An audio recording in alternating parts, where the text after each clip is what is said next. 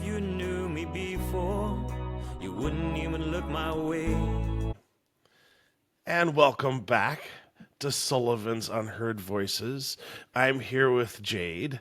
Jade, you and I met on Facebook, and I kind of was looking over your profile, and it showed a lot about like bluegrass. And I've never talked to anybody that has any experience in sort of like the bluegrass music or the bluegrass scene. How did you get started in the musical scene? That's awesome.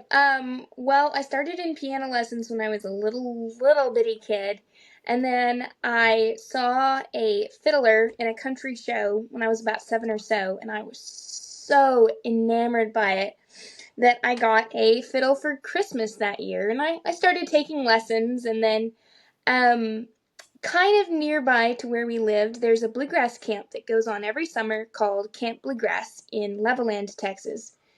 And I went there and then I was hooked. It was just bluegrass out the wazoo ever since. And in the years past, I've actually started teaching at Camp Bluegrass as well. I taught 19, we skipped a couple years due to COVID. So 19, 22, 23, 24, and then I'm slotted to teach again this year. That's awesome. Yeah. So I have a question because I'm always curious, right? Do you think like starting with the piano and then moving to the instruments that you're playing now, did piano help you with like fundamentals for when you started up playing other instruments? Oh, 100%. Especially, maybe not so much for a lyrical sense or Hmm. melodic sense, but my understanding of theory is would not be what it is without piano. For sure. It's just so much easier to visualize things theory wise, especially if you're going to get into learning the natural number systems, you're going to get into learning more complex chords like seventh and ninth chords. And then learning how to use those chords and move them across the board can be super helpful when it's laid out on a piano. So how did you make that transition though? Like so like you're talking about piano, right? And then you're saying was it just that sort of introduction to bluegrass? You're like, I have to pick up a fiddle and I have to pick up these instruments. Kind of, it kind of just snuck its way in. So I'd already been taking fiddle lessons for, let's see, maybe 6 years before I got really into bluegrass. And then all of a sudden my fiddling kind of had a purpose. I was just, going through books like your typical lesson student. But when I was 12 when I attended this camp, this was the first time where I had seen professional musicians who were not, famous selling out arena shows, but they were successful in the sense that they were supporting their families doing what they loved, and it really just kind of opened a bunch of possibilities in my brain as to possible careers. Um Nobody's making too much money in bluegrass aside from Billy Strings.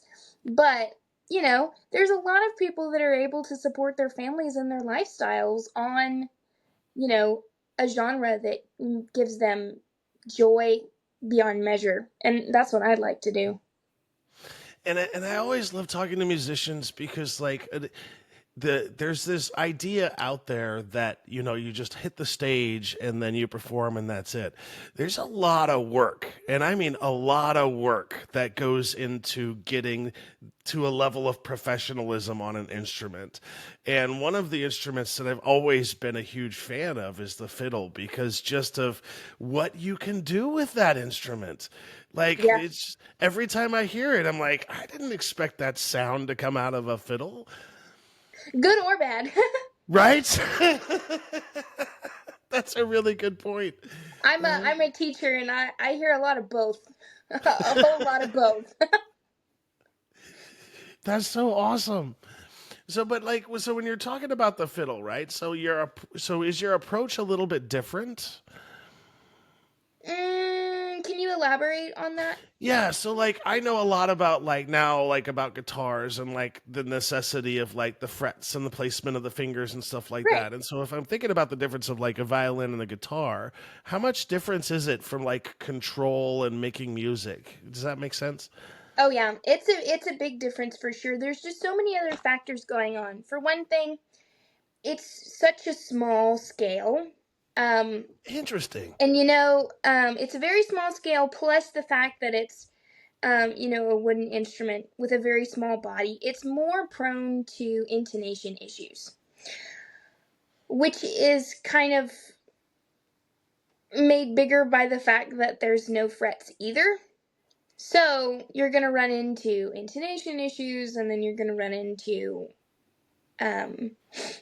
not knowing exactly where the notes are. And honestly, my fiddle can be perfectly in tune. And if I were to fly from here to Georgia and just try to play by feel of where I think the notes are going to be, I'm probably going to be off, even though I really didn't change anything other than going to a more humid climate. They're very temperamental little beasties, for sure. Oh, wow. So, wow. Okay. So, like, I'm trying to think for a second because, like, if you're now, so let's say you do that, right? And you're in Georgia and there's more humid. Mm-hmm. How do you play it differently? Do you, like, go higher up on the. There's really no formula that you can use tactily with your fingers to predict where it's going to go. As a violinist or as a fiddle player, you have to be really, really, really in tune with your instrument and your ear training and know, okay, I feel like that note was a little bit sharp. We're gonna have to back that up. I'm sheet music trained. I don't read as much as I used to. And it's definitely a use it or lose it skill. And I don't read as fast as I used to either. But ear training is incredibly important on all instruments, but especially fretless instruments. And I just like the whole concept of fretless frightens me because I like those frets and the tuning and like all of those instruments, the pedals that guitarists have to sort of help. Like Yeah. all of that goes out the way with a fiddle or a violin. That just blew my mind. Wait till you get to playing like an upright bass, and this much real estate is the same note. What? It's crazy, yeah. So like this. So if you're on upright bass, you're saying like if you slide your fingers down like 3 inches, you're still kind of playing the same note. Pretty much. As you get farther up the neck, that distance decreases, Okay. and you're definitely not playing exactly the same note. There's definitely some microtonal differences, but generally when I'm playing upright bass, and my hands are kind of small, generally I'll play my first finger at a first fret, and then the next half step won't be until my ring finger or so. I very rarely use Wow. this finger, Okay. unless I'm walking somewhere. And like so like one of the things that I'm fascinated just with our short conversation, even online, was how many different instruments that you picked up. And because like, so how hard is it to transition from like a mandolin to like a fiddle to like all of these other instruments? Like, how easy was it to pick them all up? It depends, and it also depends on what things you've learned with those instruments. So I learned piano first, and I learned, notes. I learned the concepts. I got the concepts down. I went to fiddle. Fiddle was very hard from piano because they're so different. From fiddle, I went to mandolin, which was a learning curve because it has frets and you pick it, but it's tuned the exact same as the fiddle. So there was something common about that. Okay. From the mandolin, I went to guitar, which has pretty much nothing to do with the same tuning, but you still have the frets and the picking. So just kind of being strategic about adding instruments and picking skills that you kind of already know and moving on is good. I did pick up steel guitar, and that had pretty much, I don't think it has relation to any other instrument whatsoever. So the theory kind of goes out the window with that one, but just kind of picking it up. That instrument right behind me over here is an alto mandolin, and it's tuned like a viola, but played like a mandolin. And so even just getting creative with the different types of instruments that are available within the thing that you already do. So going from violin to viola wouldn't be terrible. It's tuned different and it's bigger, and it's deeper, but you still have the same mechanics of using your bow, which is one of the hardest concepts to get, and the fretlessness. Those are similar in that regard. And do they still make the bows out of horsehair? Yeah, See, yeah. that's You can awesome. either do horsehair or you can do like synthetic. I don't really enjoy synthetic. I haven't found a good brand that I liked. It just doesn't hold rosin as well as I'd like it to. Hold rosin. So what is rosin? Rosin is generally made from tree sap, and it usually comes in either a square cake or a round cake. And you rub it on the horsehair of the bow, and that's what makes the sound. Otherwise, you just get kind of a tss noise. So when you use that stuff, does that stuff get on you as you're playing? Um, Not generally. If Just you're careful curious. about it. If you're careful about it, it doesn't generally get on you. It definitely gets on your fiddle, and you Yeah. need to clean it off every now and then. Um, some types of bass rosin will get on me just because the bass bow is so big and unwieldy for me personally when I'm trying to, put rosin on. And I'm fairly certain that bass rosin is sticky enough that you could Spider-Man yourself to the ceiling with it. It's ridiculous. That's awesome. And the reason I ask this is because, like, I'm always amazed by musicians who aren't stuck to one instrument, right? Because, like, the level of work that it takes to become proficient. Mm-hmm. And a lot of people don't understand just that kind of commitment that musicians have to their life. So, like, when it comes to, like, the fiddle and like different instruments and different like all of the things that you play, do you do any of your like working on your own music? Yes.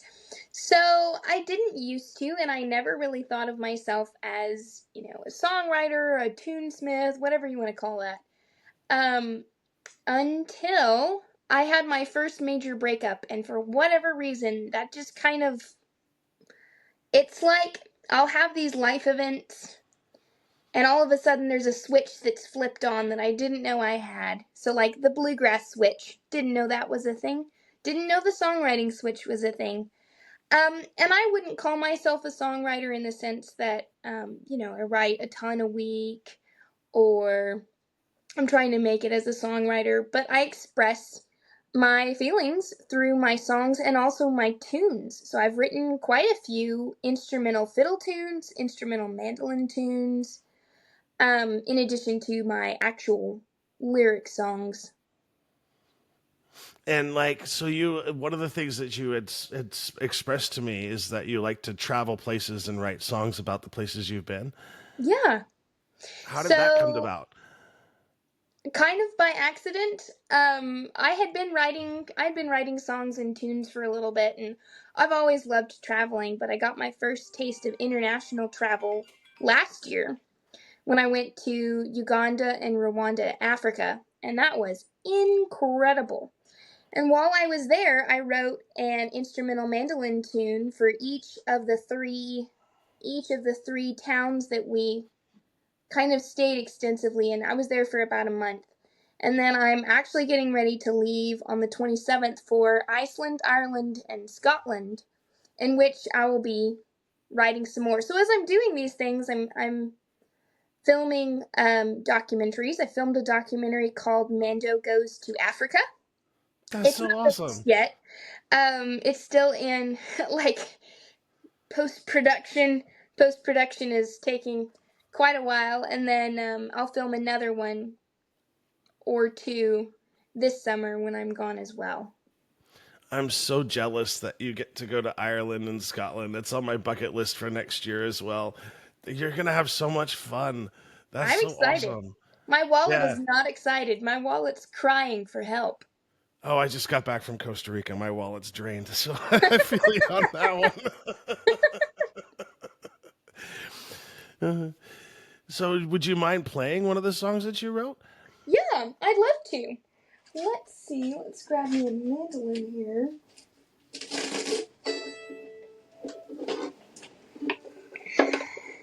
And This tell is us a my little bit mandolin. about the instrument. So this is I can't see. It's a pava mandolin. It's made in Austin, Texas, and I'm convinced that Pava and Ellis mandolins, which are made in the same shop, are the greatest mandolins on the face of the planet. I just love them. The customer service is impeccable. The company makes incredibly quality instruments. It's just amazing. Let me find it. And that piece that you took off to uncover the name, what function does that use? That's a tuner. It's just a regular like clip-on guitar tuner type. I'm gonna scoot back so you can hopefully see me a little bit. And how many strings are on that? 8. Oh my goodness. Well, it's 4 That makes things pitches. more complicated. They're just doubled. Okay. Oh, so it's 8 strings, but it's basically 4 strings that are doubled to make a unique sound? Yeah. Otherwise, the mandolin is just so small that it would be very hard to hear. Yeah.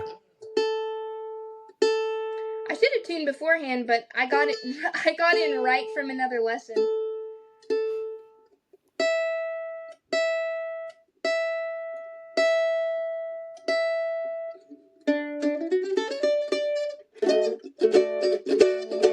Okay, so here's one I wrote called Entebbe.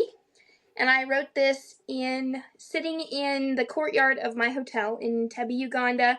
And as I'm sitting there, just practicing mandolin, no one else in my group had gotten up yet. We just stepped off the plane, and I'm like sitting there looking at all these bizarre plants that I've never seen before. And a weird looking orange and blue lizard kind of came wandering by that I was unsuccessful in catching. And it just kind of inspired this song.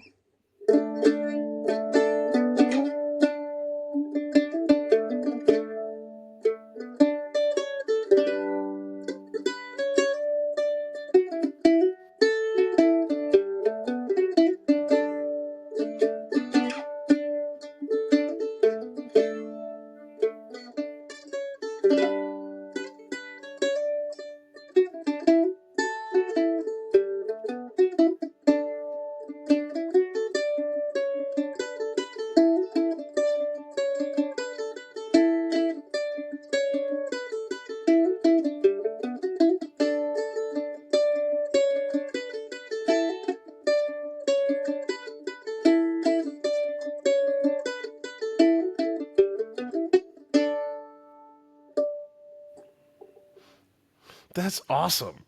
Thanks. Like I've always like admire people that have the ability to create, right? Because I do believe in my core that music and like sort of the muse is kind of like a living being.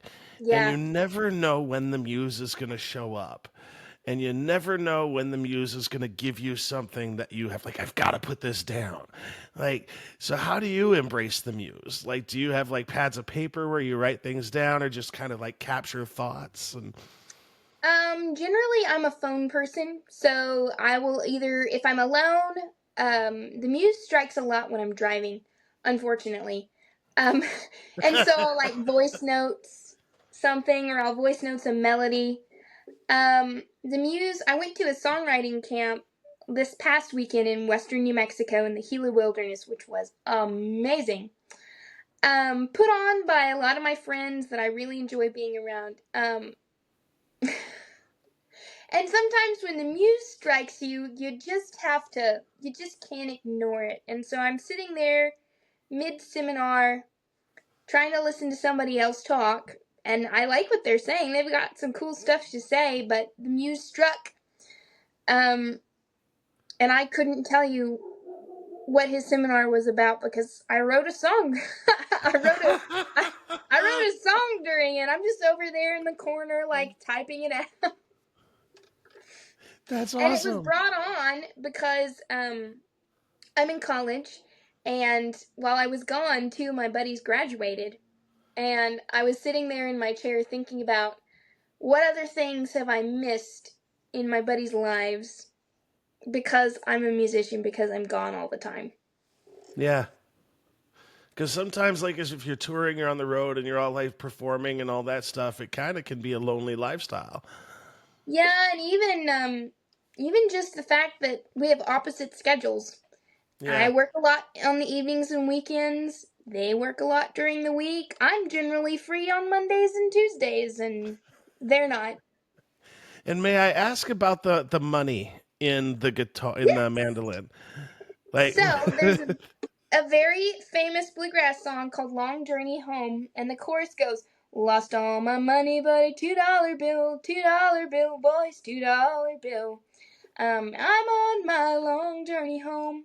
And so it serves a practical purpose. If I don't have something here, these strings will kind of tend to ring harmonically.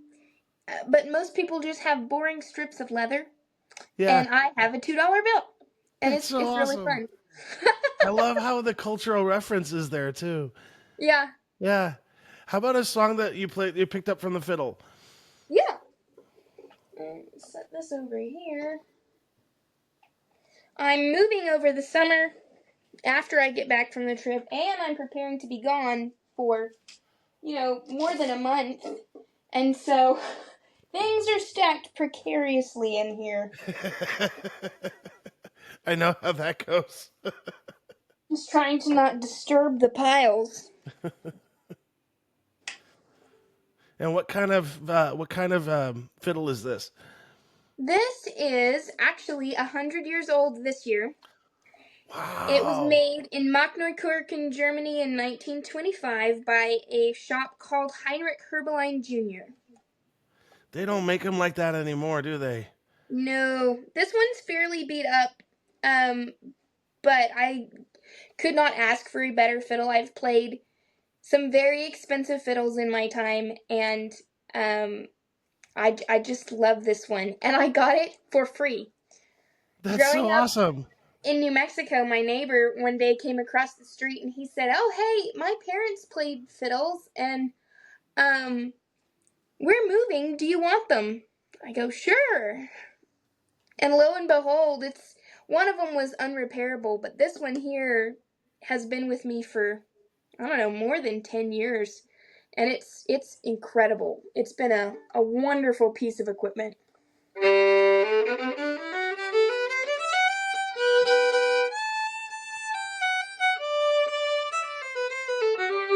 Okay. Is there anything in particular you'd want to hear? I'm open to whatever you want. I'm A geeking fiddle out tune over that here, I so I'm wrote? I'm good. A fiddle tune that I wrote, or Yes, another please. fiddle tune? Please. Okay. I love hearing things that people wrote. I love it. This one's one called Wild Country, and I wrote it, I think exactly a year ago. I don't play it very often on fiddle, so we'll see how this goes.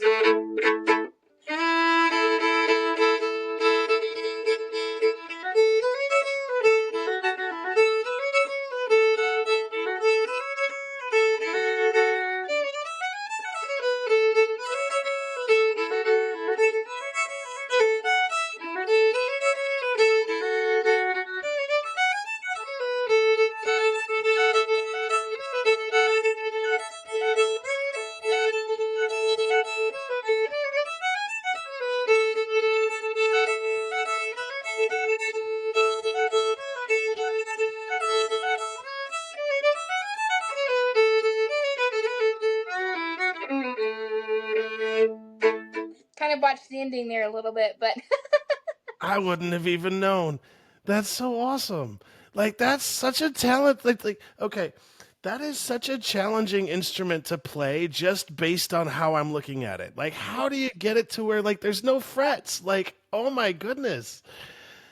yeah, Like there's parts that I consider to be I'll think of it in my head as frets. Like the frets there are invisible. So we've got half steps, and I know about how far those half steps are, and mhm. then I'll tune it with my ear. So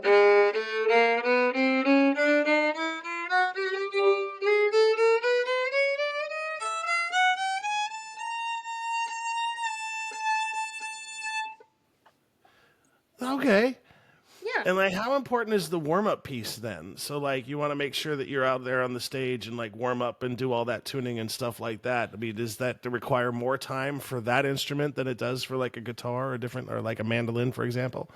I think warm up time is based on the player, not necessarily the instrument. Because honestly, I think I have about the same warm up time.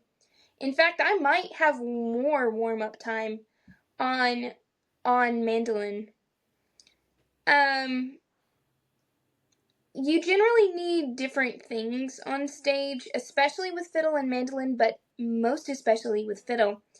It doesn't cut through the mix for me very well. I've heard other people tell me that it's incredibly loud and it cuts through the mix, but I don't believe them because I don't hear it. I've played a couple of gigs entirely by feel, and that's definitely not the way to do it because who knows where your intonation is at. But just getting a really, really good sound check in is, I would consider to be vitally important for a fiddle player.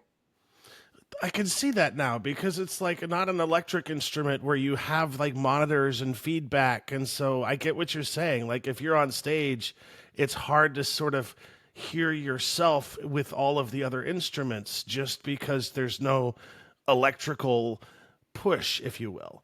Right, and even when you have, I have a pickup on it that Yeah. I plug into, even when you have it, the sound's coming from a different place than it normally would. So you know how when you record something, your voice sounds different on your recording than it does in your head, Yeah. just because of the different vibrations. I think it's the same with fiddle. Fiddle sounds, all of the projection projects up here at my face.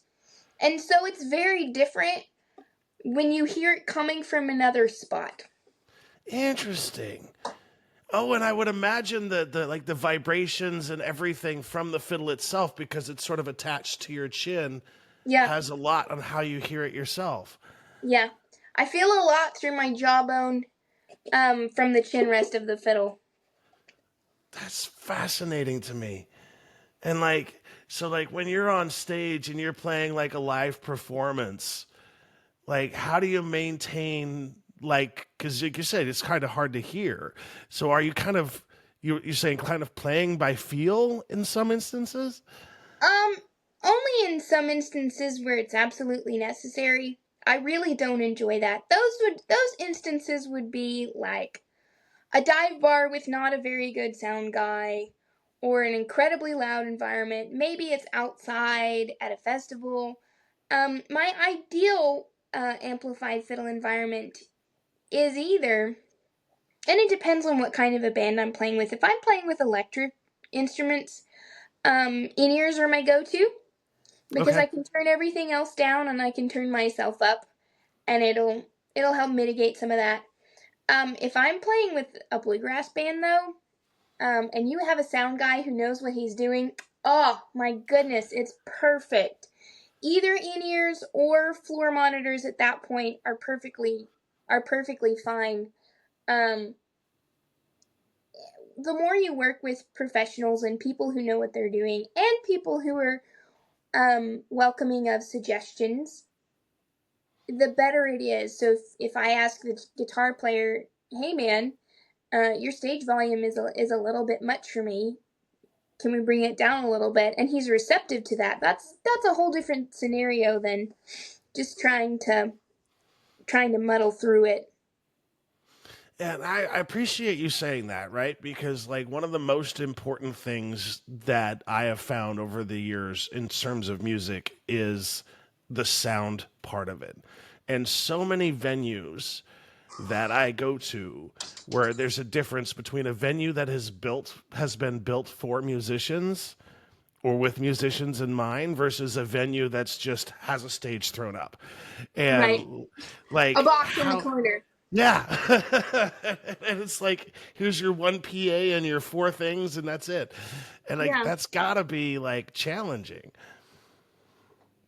One of the worst gigs I've ever been on was in San Angelo at a pub called Blaine's, San Angelo, Texas. Um, And Blaine's is what I would describe as being a long hallway. Oh no. Yeah. With the stage about the size of, I don't know, it's probably 6 by 6 maybe. Yeah. Tiny. 6 by 6. How many people in the band? 6. 6 people in a band in that Yeah. small of a space. So I was literally standing on top of a monitor.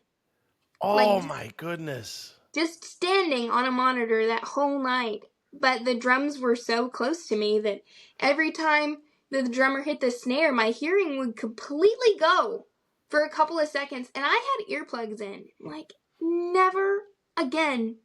This was so bad.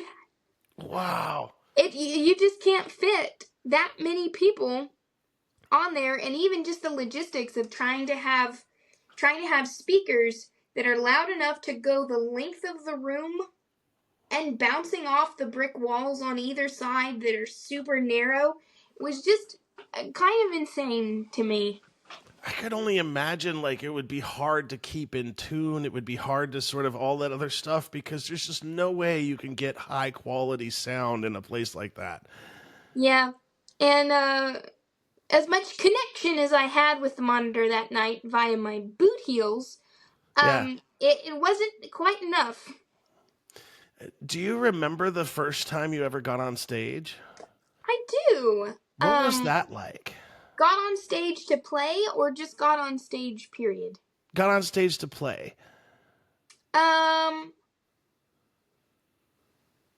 The first time I got on stage to play would have probably been various recitals growing up for the piano were the things that I was in, and it was nerve-wracking. Horribly nerve-wracking. I was always nervous. But the first time I remember my first professional gig very vividly was just incredible. It was at a winery in a small town outside of Lubbock with a bluegrass band that I had been jamming with for a while. And although it was a nightmare getting there, once I was actually there, it was just magical. Seeing the people out front really engaging with our music and getting excited when they heard, a favorite song was awesome. And my stage fright level kind of depends on the pressure. I don't generally get stage fright unless I'm being judged, like at a contest or something. But nothing warms my heart more than seeing people dancing, than seeing people singing along, excited about the songs. It's just a great feeling. And just, so was there a point, like, I always ask this of all of my guests. Was there a point when you were picking up instruments where you kind of flipped that switch and you said, like, I'm actually pretty good at this? No. Imposter syndrome hits me pretty hard most of the time. I get that 100%. Like I still to this day I can't listen to my podcasts back because I have such bad imposter syndrome. I'm really more of a, oh my gosh, these guys are so nice for letting me play with them. This is so cool kind of person most of the time. I love that. Well, there are some gigs that I do get hired that I am the most experienced in the room, and those are a really nice confidence boost every now and then to just kind of have and go out and go, all right, so I'm not doing as bad as I thought I was. Cool. That's awesome, actually. And so what bands are you a part of now? Since I'm moving over the summer, I've kind of scaled back. Okay. Currently, I'm a part of a band that very rarely does public gigs. We do mostly barn dances. I work for a guy named Asher Wall, who's super fun. If you have a chance, you should check him out. Incredible singer, great guitar player, and we play a ton of barn dances and rodeo, banquets, things like that. Let's see. That what else must be a lot of fun, though. Like, how much fun is a barn dance to play? Great fun. Great fun. Almost as much fun as going to a barn dance. That's so awesome to have that experience where like just playing on stage and playing in front of a crowd is just as much fun as attending. Yeah. Ah, Yeah. It's really, really fun. And then seeing people trickle out after the night's over is good. We have a standing gig that's in Clovis, New Mexico every New Year's Eve. I think it's a bank corporate party, but it's a barn dance. And, it's 10 degrees when we're going over there. And we get inside this nice heated shop, and you'll see 20, 30 couples just dancing all night long until well after midnight. And it's just so fun to see. that's so awesome. And then, so you're moving soon. What did there something prompt the move, or is it just you're graduating college and you're just wanting to go to a different location? Unfortunately, I haven't graduated yet. I started college.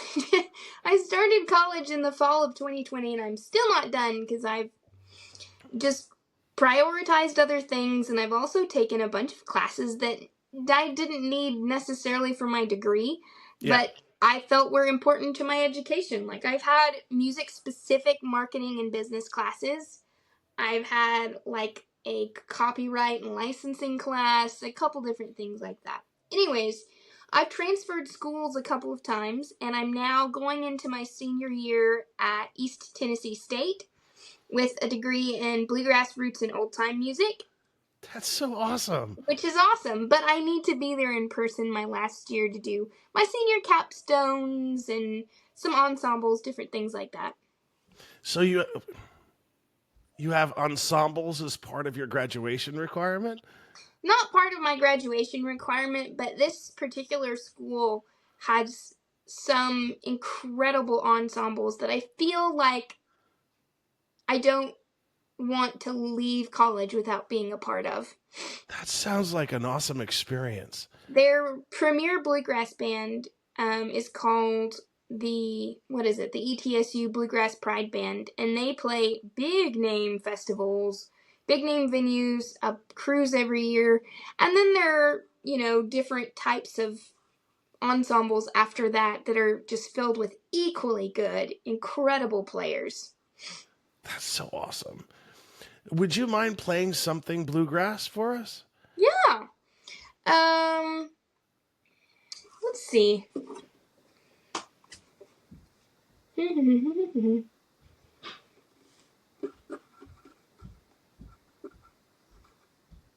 Let's see.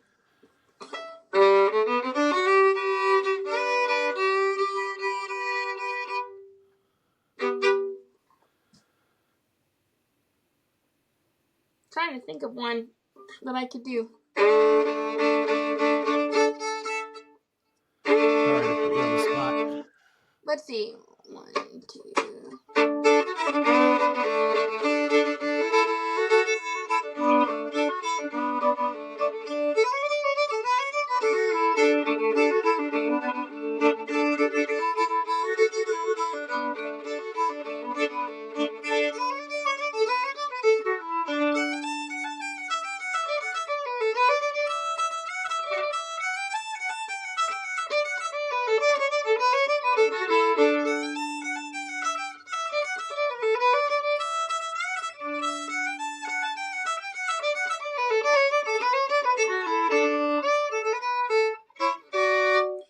I love that. Thanks. That's the part about that instrument that I admire most is you just can't help but your body wants to move when it plays. It's just I don't know what that is, but it's every time I hear that instrument. Oh, And, it's and so fun. so one of the things that I'm always curious about is the bow itself. Like how often does the bow itself sort of break the strings? The strings? Yeah. Like the Or horsehair? the horsehair itself. Does the bow ever like fray or break or Mine's getting a little thin. It does break if you're a particularly hard player. You'll see people on stage breaking hair a lot. I'm not a particularly hard player, nor do I have really old strings, like violin strings. Plus, I try to get my hair changed out every I don't know, every year at the least. Sometimes every few months, because the older it gets, the more brittle it gets, and then it will fray and fall out. Because I've seen a few times on stage where an artist has it fray and fall out. So do you always sort of have a spare just in case, or is it like not an issue really for most musicians? It's not an issue for me. Um, I think that really just depends on what kind of bow you have, what kind of hair you have, how long has your hair been on there, how hard do you play, what environments are you going in. It might get more brittle if you take it in lots of dry places. Um, there's just a whole bunch of factors. I don't really know if synthetic hair breaks more often or less often than natural hair does. I'd have to look that up. And But I it's would not an issue imagine for it's me. really rare to break a string, right? Like a fiddle string? Yeah. Nope. That E. Oh, interesting. It breaks. Yeah. What do you The do when that happens? the E is so. It's generally not when you're playing. If it Okay. is, it's because your strings are old. Okay. Um, so there's preventative measures that you can do, but the E is under just so much tension and it's so small that, you know, sometimes it will break when being tuned up. Not as often as my mandolin E strings, though. I will say that. Interesting. So your mandolin E strings break more often? Oh, for sure. And what do you do when that happens? Do you like always carry like a spare mandolin when you're playing on stage just in case? I don't really play mandolin often enough on stage for it to be too much of an issue at the moment. That's fair. We'll see when I move because I will be playing more mandolin. Out here where I live currently, most of my paid gigs are country fiddle type stuff. I Okay. really don't get too many mandolin calls out here. Mandolin's kind of my passion instrument other than, what I do for my job. Have you ever heard of Irish rebel music? Yes. So I just interviewed Sean Daly in the Shams. That's awesome. And that's the first introduction I ever had to a mandolin. It's And super fun. oh, it's such an awesome instrument. It's like one of those things like, why haven't I heard of this instrument up until now? It's such a disservice. Like, it's such a unique and interesting sound that you don't get anywhere else. It's really cool, and there's a whole bunch of different subcategories of mandolin that you can get into and different sounds. Like, personally, I love octave mandolins. I would love an octave mandolin. Think like 12-string guitar, but in a mandolin. It's so cool. It's so cool. How hard is that to play, though? For me, pretty hard because the frets are just physically much farther apart. Um, brain wise, it still computes the same in my brain. My fingers just can't reach as far. Yeah, that's fair. And then in terms of like the style of music, what style of music usually? Because like I know Irish rebel music has the mandolin. hmm It, what other types or genres of music would have a mandolin in it? Generally it's Irish music and bluegrass. Sometimes some folk bands, sometimes some country bands. A lot of fiddle players, like truly fiddle players, will play both. And so if Okay. they're playing a folk or a country band, they'll just have different instruments and they might do mandolin for a different song. Um, acoustic jazz. I've heard a lot of really, really good mandolin jazz players. I know that jazz snobs will get really mad at me for saying this, but um, David Grisman is such an incredible player. And he plays a lot of. I hesitate to call it jazz. I'd classify it as like jazz grass, kind of. Do you know who Bela Fleck is? Yes. Okay, so stuff like that, but on the mandolin. Oh wow. What's Dave? You said what's the name? David Grisman. Some people call him Dog. David Dog Grisman. Grizman. Grisman. Yeah. He is on my list. He's super cool. Super cool. Yeah, one of the most fascinating aspects of me being in this podcast is I get to talk to so many unique and cool musicians, Yeah. and I'm always on the lookout for different and unique artists that have different kind of things going on because like I'm not a big fan of the overproduced or highly produced music that sort of you see like in mainstream today. Like I much Yeah. rather prefer people that have like vested interest in, or not vested interest, but all of the time in like instruments and coming together and practicing as a band. And there's just Yeah. something about music generated from a collection of artists on stage all working towards a single goal that you just don't find anywhere else.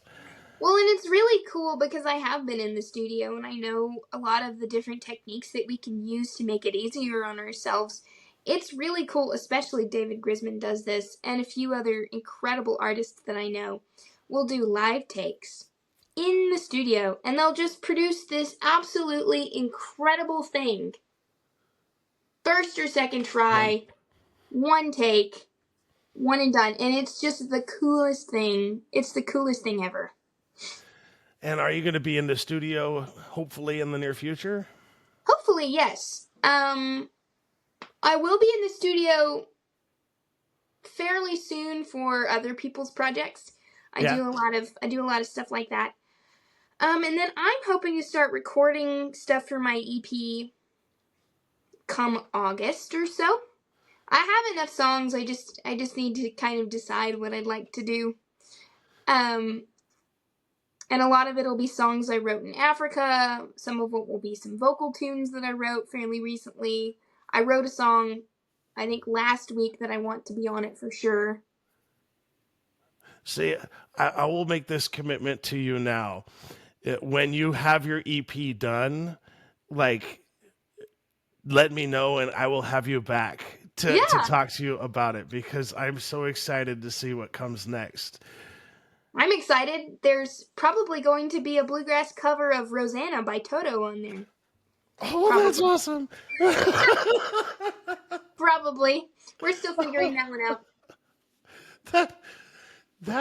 I gotta admit that, Jade, that would be epic. That would be absolutely epic. How did you come up with that?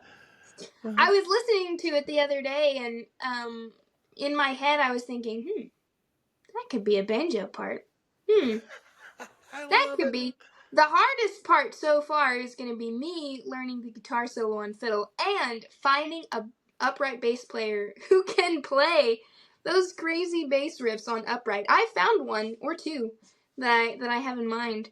But yeah, that I was just listening to it and I'm like, this would be great as a cover. I'm excited. I really hope that comes to fruition because like I am so intrigued and inspired by that. And I'm like, I'm going to listen to that song now and try. I know I'm not going to do it justice in my head, but I am going to try and listen for that kind of thing. That's so awesome. Thanks. Like, was that something just like the muse struck you and it's just like, yeah, that's. I remember the exact spot on the road that I was at when this muse struck me. And I listened through the song a couple times and I called my dad and I'm like, hey Dad, guess what? And he's on a business trip out of town, busy. And he's like, what? And so I told him my vision and he goes, okay.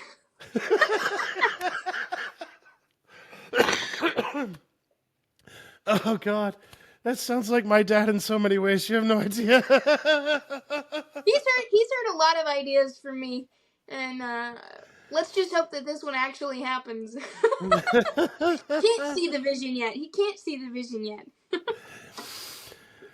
Oh, well, we've only got a few minutes left until you have your next gig, so I just wanted to sort of round out our conversation. Yeah. What's next for you?